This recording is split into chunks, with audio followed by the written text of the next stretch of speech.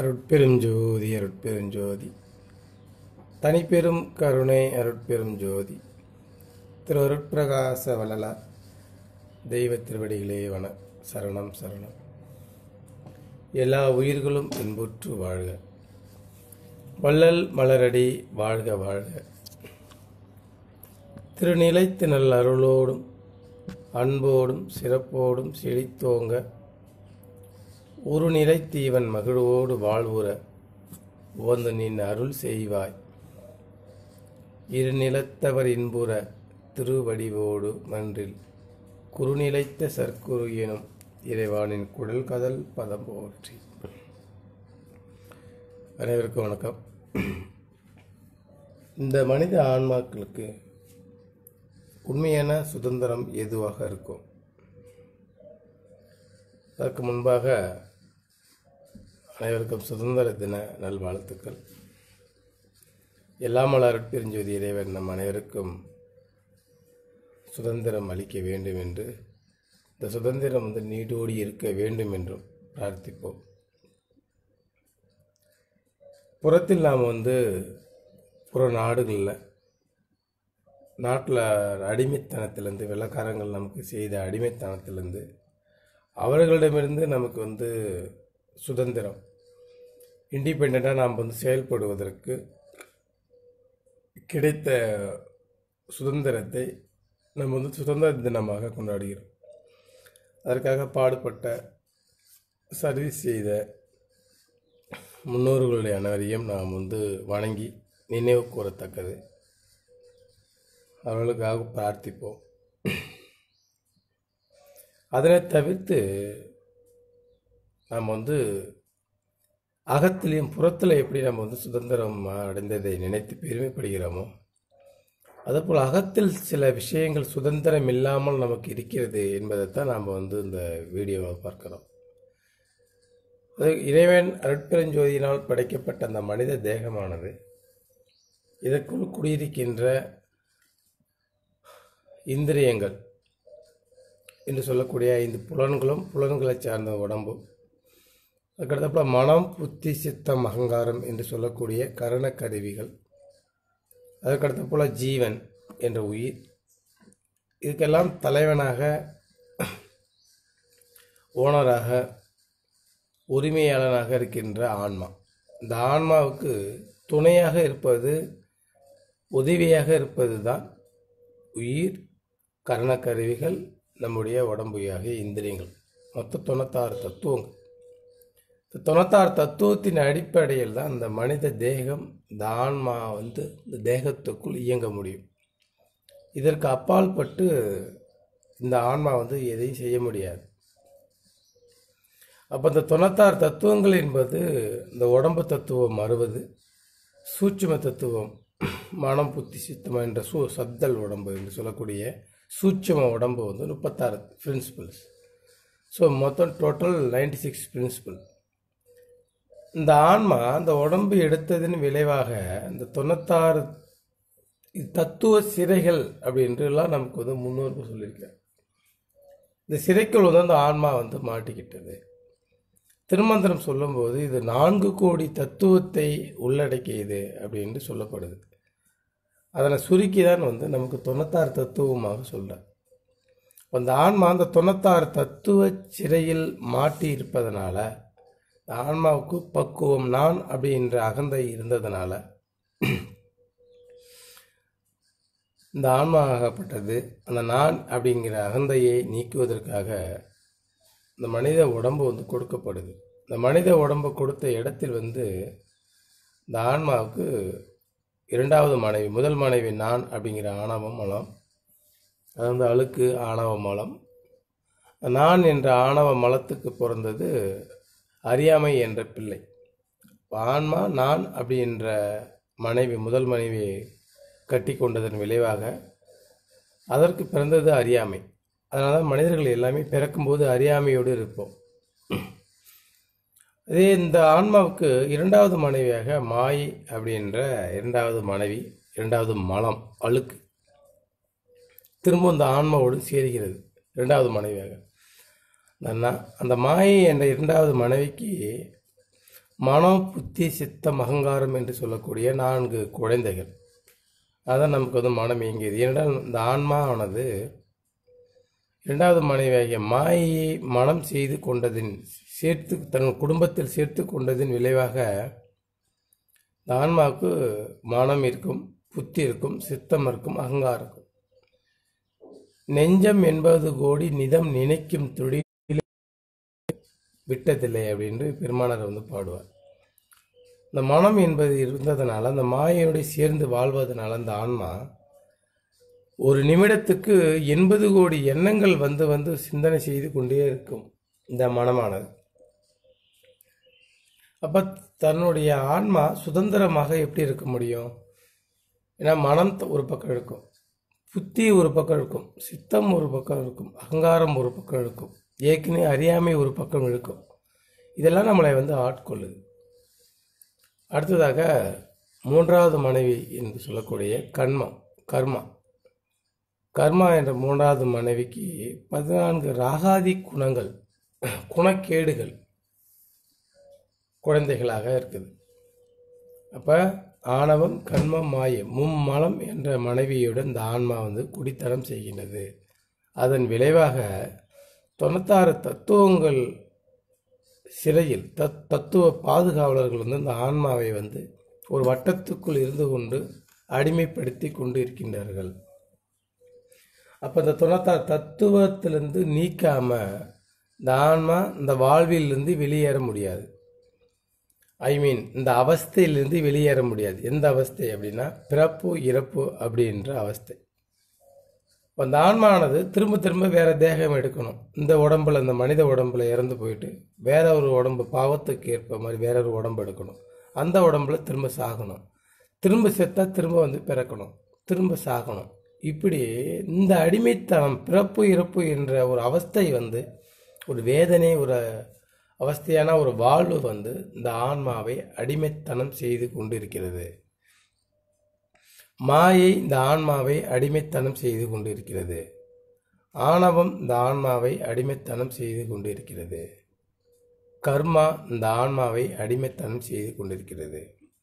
சரி, இந்த அடிமைத்தனத்திலிருந்து இந்த ஆன்மா வந்து வெகுண்டு வளர்ந்தால், மீண்டு வந்தால், அதற்கு சுதந்திரம் கிடைத்தால் இந்த ஆன்மாவினுடைய சுதந்திரம் என்ன அப்படின்னு பார்க்கும்போது இந்த ஆன்மா வந்து பரிபூர்ண தர்ம சிந்தனையோடு இருக்கக்கூடியது. இதில் சுபாவம் வந்து தர்ம சிந்தனை, தர்ம வாழ்வு.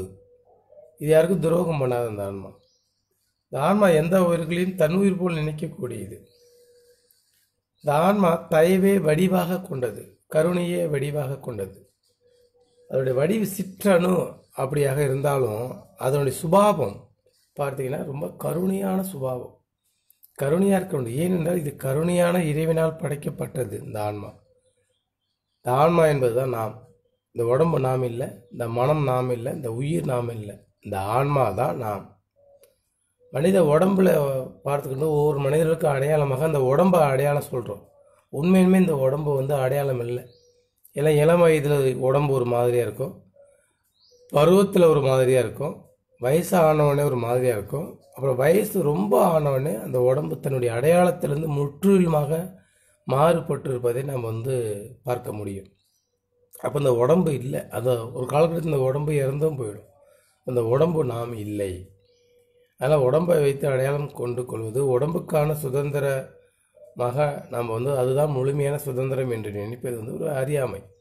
நம்ம ஆன்மீக கண்ணோட்டத்தோடு பார்க்கும்போது உண்மையாகவே உடம்புக்கு சுதந்திரம் இல்லை, இந்த ஆன்மாவுக்கு தான் சுதந்திரம் தேவை. இந்த ஆன்மா தத்துவ சிறையில் 96 தத்துவ சிறையில் அடைக்கப்பட்டு இருப்பதனால இந்த ஆன்மாவுக்கு இவ்வளோ அவஸ்தைகள். இன்னும் மேலும் என்ன அவஸ்தை இந்த ஆன்மாவுக்கு, எதெல்லாம் இந்த ஆன்மாவை அடிமைப்படுத்துகிறது அப்படின்னு பார்க்கும்போது 6 கோடி மாயை. இந்த மாயையுடைய விரிவாக்கம் பார்த்தீங்கன்னா 6 கோடி மாயை. ஒரு மாயை 2 மாயையே நம்மளால் சமாளிக்க முடியாது. ஆனால் அந்த ஆன்மா வந்து 6 கோடி மாயையிலிருந்து சமாளித்து விடுவித்து வெளியேற வேண்டும், சுதந்திரமாக இருக்க வேண்டும் என்றார். இது தன்னுடைய கருணைத்தன்மையை, தன்னுடைய தயவுத்தன்மையை, தன்னுடைய தர்ம சுபாவத்தை அடைய வேண்டும் என்றால் இந்த அடிமைத்தனத்திலிருந்து மீண்டு வர வேண்டும் இந்த ஆன்மானது. இப்போ 6 கோடி மாயையை வெல்வது வந்து மிக மிக மிக ஒரு கடினமான ஒரு செயல். இது இந்த ஆன்மா வந்து மன அறிவை கொண்டோ, இந்த புத்தி அறிவை கொண்டோ, சித்தம் அறிவை கொண்டோ, இந்த உடம்புடைய சக்தியை கொண்டோ, இந்த உயிர் சக்தியை கொண்டோ இந்த ஆன்மாவானது இந்த 6 கோடி மாயையை வெல்ல முடியுமா அப்படின்னா வெல்ல முடியாது. இதற்கு வந்து வேறொரு துணை வந்து தேவைப்படுது என்பதை புரிஞ்சுக்கணும். வேறொரு அருள் துணை தேவைப்படுது. இந்த ஆன்மா தன்னுடைய அடிமைத்தனத்திலிருந்து மீண்டு வருவதற்கு இந்த ஆன்மாவுக்கு ஒரு அருள் துணை தேவைப்படுகிறது. அதுக்காக தான் ஆன்மீகம் அப்படின்ற ஒரு அற்புதமான ஒரு வழிபாடு வந்து மனித குலத்துக்கு ஏன் தேவைப்படுதுனாக்க, இந்த உலகத்தில் வேறு எந்த சப்போர்ட், எந்த துணையை, எந்த சக்தியை கொண்டும் இந்த ஆன்மாவுக்குள் இருக்கின்ற இந்த அடிமைத்தனத்தை நீக்க முடியாது. பணத்தை கொண்டோ, பொருளை கொண்டோ, உடல் திறத்தை கொண்டோ, மக்கள் துணை கொண்டோ, படை பலங்கள் கொண்டோ, மற்ற பலங்கள், இராணுவ பலங்கள், மற்ற எந்த புகழ் பலங்கள், தலைமைத்துவம் பலம், இப்படி எந்த பலத்தை கொண்டும் ஆன்மாவை ஒன்றும் செய்ய முடியாது. 36 தத்துவத்தை கழட்டி விடவே முடியாது. நம்ம சூசைட்டே செய்து கொண்டா கூட அந்த 60 தத்துவங்கள் தான் இறந்து போயிடும். ஆனால் அந்த ஆன்மாவில் மீதி 36 தத்துவங்கள் அடிமைத்தனம் செய்து கொண்டே தான் இருக்கும். அதனால தான் இறந்த பிறகு கூட சில ஆன்மாக்கள் வந்து அவஸ்தையாக, பேயாக, முனிகளாக, ராட்சத நரக வேதனையில் அகப்பட்டு இருப்பதை நாம் வந்து பார்க்க முடியும். பிறந்து மனித தேகத்தை கடந்த போதிலும் கூட இந்த ஆன்மா 36 தத்துவங்களை சிறைப்படுத்தி கொண்டு அடிமைத்தனம் செய்யப்பட்டு இருக்கிறதை, அவஸ்தைகளாக, நாயாக, பேயாக அலைவதை இந்த ஆன்மா நாம் வந்து பார்க்க முடியும். அப்போ இறந்தாலும் சுதந்திரம் இல்லை. ஏனென்றால் அவ்வளோ இந்த ஆன்மாவுக்குள் இருக்கின்ற அடிமைத்தனம், ஆன்மாவுக்குள் இருக்கின்ற தத்துவ சிறையில் இந்த ஆன்மா மாட்டிக்கொண்டு இருப்பதனால இந்த ஆன்மாவுடைய அவஸ்தை இப்படி இருக்குது. அப்போ எதை துணை கொண்டு இந்த தத்துவ சிறையிலிருந்து இந்த ஆன்மா விடுபட முடியும் அப்படின்றால் அருள் துணை கொண்டு தான். ஆன்மீகம் என்பதே ஆன்மா வளர்ச்சி பெறுவது, ஆன்மா அந்த அடிமைத்தனத்திலிருந்து மீட்சி பெறுவது. ஆன்மீகம் என்றால் ஆன்மா, ஆண் அப்படின்றால் ஆன்மா, மீகம் என்றால் வளர்ச்சி. இந்த ஆன்மீகம் என்பதே இந்த ஆன்மா இந்த தத்துவ சிறையிலிருந்து மீட்டு வருவதற்கான ஒரு வழிபாடு, ஒரு செயல்பாடு தான் ஆன்மீகம் அப்படின்னு. ஆன்மீகத்தில் இருப்பவர்கள் வந்து ஆன்மா வளர்ச்சிக்கு, ஆன்மா லாபத்துக்கு பாடுபட வேண்டும். அவர்கள் ஆன்மா லாபத்துக்கு பாடுபடாமல் இருந்தால் இறப்புக்கும் உட்பட்டு இறந்து விடுவார்கள். அப்போ அந்த ஆன்மீகத்தில் ஒரு அர்த்தம் இல்லாமல் போயிடும். இந்த ஆன்மாவானது அந்த அருள் துணை கொண்டு இந்த தத்துவ சிறையிலிருந்து மீண்டு வந்து விட்டால் இந்த ஆன்மா எக்காலத்திலும் வாழும்.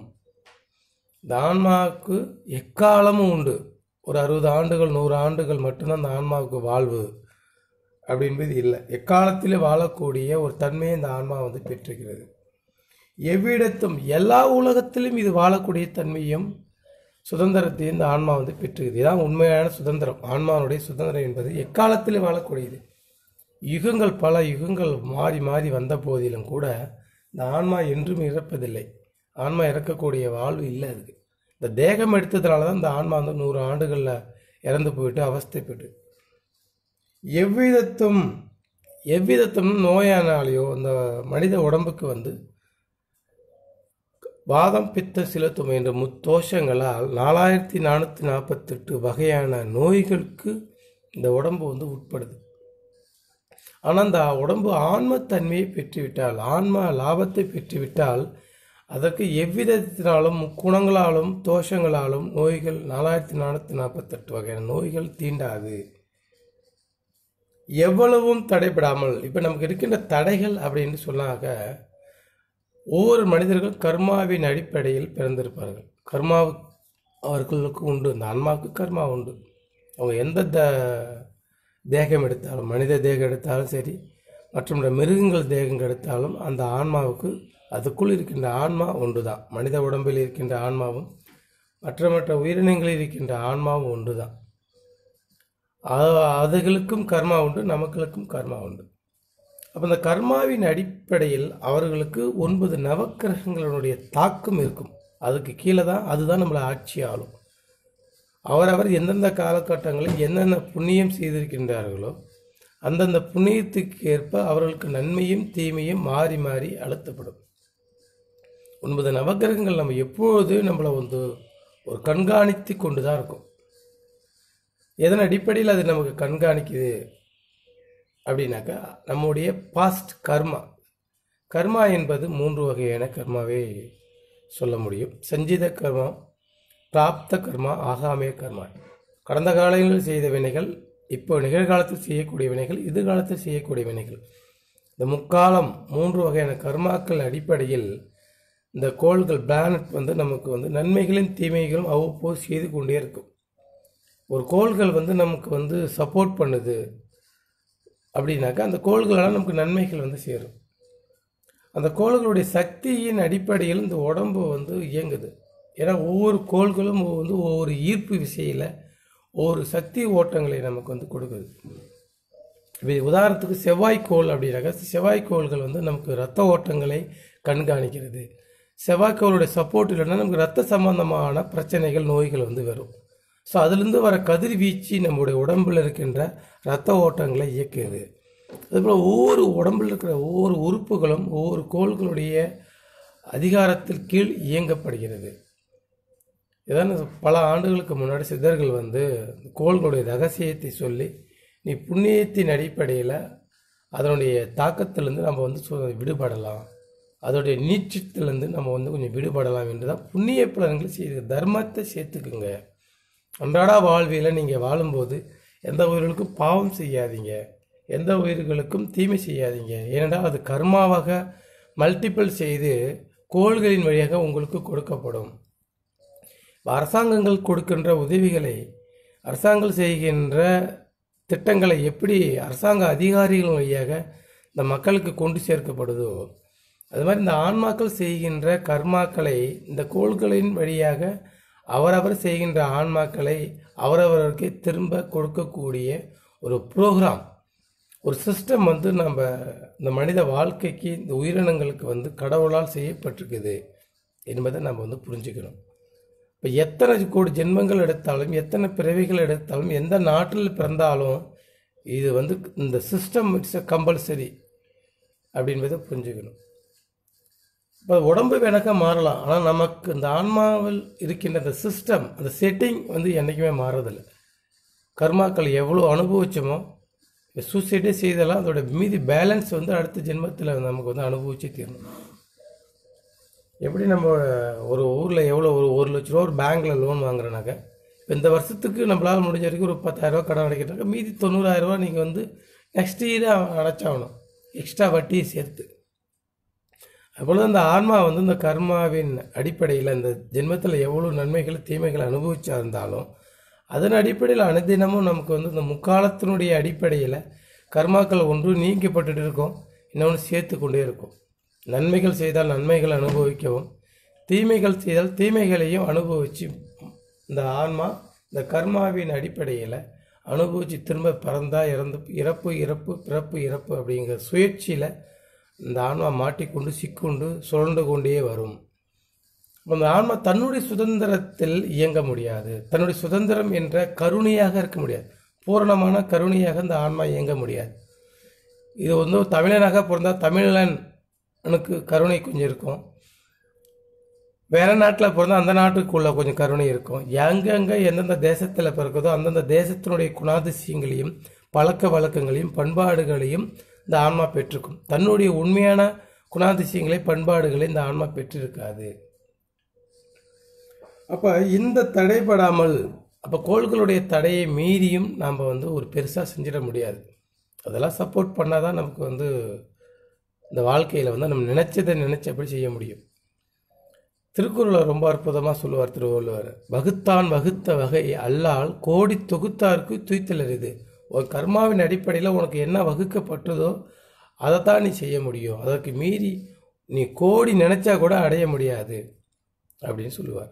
ஊழ் அப்படிங்கிற ஊழ் என்ற கர்மா, அந்த அதிகாரத்திலே ஒரு அற்புதமான குறள். ஊழின் பெருவெளி யாவுல மற்றொன்று சூடினும் தான் முந்தோறும். இந்த ஊழ் என்ற கர்மா எப்படி செய்யும் அப்படின்னாக்க, இது பெரிய வழியை கொடுக்கக்கூடியது இந்த மனித வாழ்க்கைக்கு, இந்த ஆன்மாக்கு. எப்படின்னாக்க, நீ என்னதான் முயற்சி செய்து அதை அடைய போனாலும் நிறைய முயற்சி செய்து நிறைய நன்மைகளை நீ அடைய சென்றாலும் கர்மா முன்னாடி நின்றுட்டு அது முன்னாடி வரும். உங்களுக்கு கர்மா முன்னாடி எனக்கு பதில் சொல்லிட்டு நீ போயிட்டு உன் நன்மையை அடை அப்படின்னு சொல்லும், தடுக்கும். அப்படின்னா கர்மானுடைய பலம் எவ்வளோ அப்படிங்கிறார். ஏதாவது அந்த ராகு கேது தோஷங்கள், குற்றங்கள், தோஷம் என்றால் குற்றம், குற்றங்கள் நமக்கு தடுக்கப்படுது, நன்மைகளை தடுக்கப்படுது, நம்ம எண்ணிய எண்ணங்களை தடுக்கப்படுது. குடும்ப வாழ்வில் நன்மைகளை இன்பத்தை தடுக்கும். இப்படி பல்வேறு விதமான வகைகள் வியாபாரத்தில் தடுக்கும். பல வகையான சூழ்நிலையில் இந்த கர்மாக்கள் இந்த கோள்கள் அடிப்படையில் நமக்கு தடுக்கும் என்ற தகவல் நமக்கு சித்தர்களால் சொல்லப்பட்டு வந்திருக்கு. அப்போ இதனுடைய தடையை மீறி நம்ம இந்த ஆன்மா இந்த கோள்களின் தடையை மீறி நம்ம போக முடியும். ஏன்னா இதெல்லாம் நம்மளை அனுஷ்டிக்கின்ற தெய்வங்கள், நம்மளை காக்கும் கடவுள் அனுஷ்டிக்கிறார். படைக்கும் தலைவர்கள், அழிக்கும் தலைவர்கள், அருள் செய்கிற தலைவர்கள், மறைக்கும் தலைவர்கள், இப்படி எல்லா தலைவர்களும் 33 கோடி தேவர்கள், தலைவர்கள், சக்தி சத்தர்கள், இவர்களெல்லாம் நம்மளை அடிமைப்படுத்தி கொண்டு இருக்கின்றார்கள். இதை மீறி இந்த சக்தி சத்தர்களெல்லாம் மீறி நம்ம தான் இந்த ஆன்மா தன்னுடைய சுபாவத்தை சுய சிந்தனையில் சுய சுபாவமாக இயங்கணும். அப்படின்றாக்க இந்த அடிமைத்தனத்தில் தான் இந்த ஆன்மா மீறணும். அப்படின்னா தான் இது பேரன்பத்தை அடைய முடியும். இதுக்கு பூரணமான இயற்கை இன்பத்தை அடைய முடியும். இந்த பூரண இயற்கை இன்பத்தை பெற்று வாழ்வது தான் இந்த ஆன்மாவனுடைய லைஃப். அதோட சொந்த வாழ்க்கை என்பது, சொந்த ஊர் என்பது நம்ம ஊர் இல்லை. இப்போ நம்ம வாழ்கின்ற இந்த பூலோகம், இந்த பிரபஞ்சம் இந்த ஆன்மாவுடைய சொந்த ஊர் இல்லை. இந்த பிரபஞ்சத்தில் இந்த ஆன்மாக்கள் வாழ்கின்ற வரைக்கும் இறப்பு என்பது உண்டு. இந்த 9 நவக்கிரகங்களுடைய தாக்கம் உண்டு. 6 கோடி மாயினுடைய தாக்கம் உண்டு. 96 தத்துவ சிறை அரஸ்டட் இங்கே உண்டு. அப்போ இதிலிருந்து தான் விடுபடணும் அப்படின்றால் இந்த ஆன்மாவுக்கு இந்த சுதந்திரம் வேண்டும் என்றால் இந்த ஆன்மா அருள் துணை கொண்டு ஆன்மா லாபம் பெற்றால்தான் இந்த தத்துவ சிறைகள் வேற ஒரு சாஃப்ட்வேர் இதில் கலந்தாதான், இந்த ஆன்மாவில் வேற ஒரு அருள் துணை சக்தி கலந்தாதான் இப்போ ஏற்கனவே அடிமைப்படுத்தி கொண்டிருக்கின்ற எல்லா சக்திகளும் விடுபடும், கலண்டு விடியும்.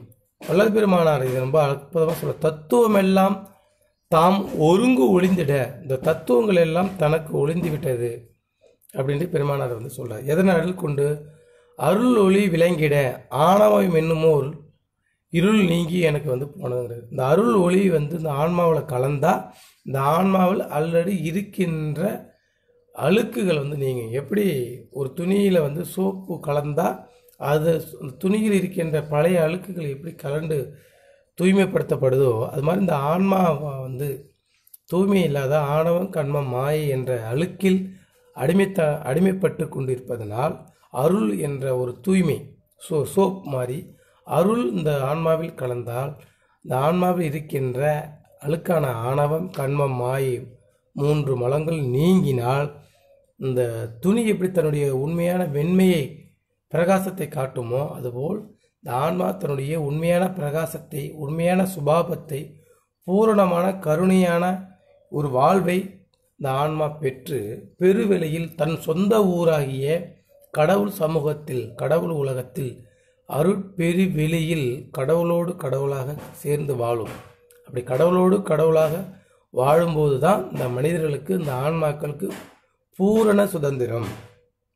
அப்போ தான் அந்த ஆன்மா என்ன பண்ணும்? எல்லா அண்டங்களையும், எல்லா போனங்களையும், எல்லா பொருள்களையும், எல்லா ஜீவர்களையும், எல்லா ஒழுக்கங்களையும், எல்லா பயன்களையும் பெற்று அருள் சக்தி வாழ்க்கையில் அருள் பெரு வெளியில் உண்மை வடிவினராக உண்மை இயற்கை பூரண இயற்கை இன்பத்தை பெற்று எக்காலத்திலும் எவ்விதத்திலும் எவ்விதத்தினாலும் எவ்வளவும் தடைபடாமல் வாழ்கின்ற அந்த ஒப்பற்ற பெரிய வாழ்வுதான் ஆன்மானுடைய பூரண சுதந்திரமான ஒரு வாழ்க்கை. இதுதான் இந்த மனித பிறப்பினால் இந்த ஆன்மா அடைய வேண்டும் என்பதற்காகத்தான் இந்த மனித தேகம், மனித பிறப்பு இந்த ஆன்மாக்களுக்கு கொடுக்கப்பட்டது. அப்போ இந்த மனித பிறப்பை பெற்று கொண்டவர்கள் அனைவரும் இந்த பூரணமான வாழ்வை இந்த ஆன்மாவுக்கு பெற்று தர வேண்டும். அதற்கு ஜீவகாருண்யமும் சத்து விசாரம் என்ற ஒரு ஒழுக்கத்தையும் மனித வாழ்வில் கடைப்பிடித்தார்களானால் அவர்கள் அனைவரும் அருள் துணை கொண்டு பூரண சுதந்திரத்தை பெறுவார்கள்.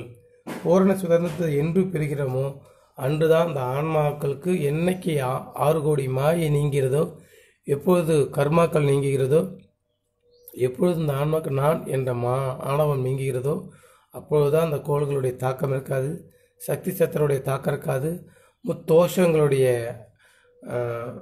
வாதப்பித்தம் செலுத்தும் என்ற முத்தோஷங்களால் 4448 வகையான நோய்கள் இருக்காது, அவஸ்தை இருக்காது, பசி என்கின்ற அபாயங்கள் இருக்காது, கொலை என்ற அபாயம் இருக்காது, இச்சை, எளிமை, பயம், தாகம், பிணி என்ற அபாயங்கள் நீங்கி என்றும் கடவுளோடு கடவுளாக பூரணமாக வாழ்கின்ற அந்த வாழ்க்கை தான் நம்முடைய உண்மையான ஆன்மாவுக்கு சுதந்திரமான ஒரு வாழ்க்கை என்ற ஒரு நல்ல சிந்தனையை உங்களோடு பகிர்ந்து கொண்டு மீண்டும் ஒரு நல்ல சிந்தனையில் நல்ல ஒரு தலைப்பில் நாம் சந்திப்போம். நன்றி, வணக்கம். அருட்பெரும் ஜோதி, அருட்பெரும் ஜோதி, தனிப்பெரும் கருணை, அருட்பெரும் ஜோதி, எல்லா உயிர்களும் இன்புற்று வாழ்க.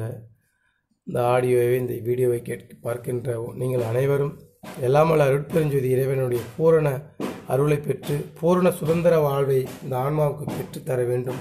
உங்கள் ஆன்மானது, நம் அனைவருடைய ஆன்மானது பூரண சுதந்திரமாக அருட்பெரு வெளியில் வாழ வேண்டும். தன்னுடைய உண்மையான ஒரு உலகத்தில், உண்மையான ஒரு வீட்டில் வாழ வேண்டும் இந்த ஆன்மா அப்படின்று அதற்கு எல்லாமல் அருட்பெருஞ்சோதி இறைவன் துணை புரிதல் வேண்டும் என்ற ஒரு விண்ணப்பத்தை வைத்துக்கொண்டு நிறைவு செய்கிறேன். நன்றி, வணக்கம். அருட்பெரும் ஜோதி, அருட்பெரும் ஜோதி, தனிப்பெரும் கருணை, அருட்பெரும் ஜோதி, எல்லா உயிர்களும் இன்புற்று வாழ்க.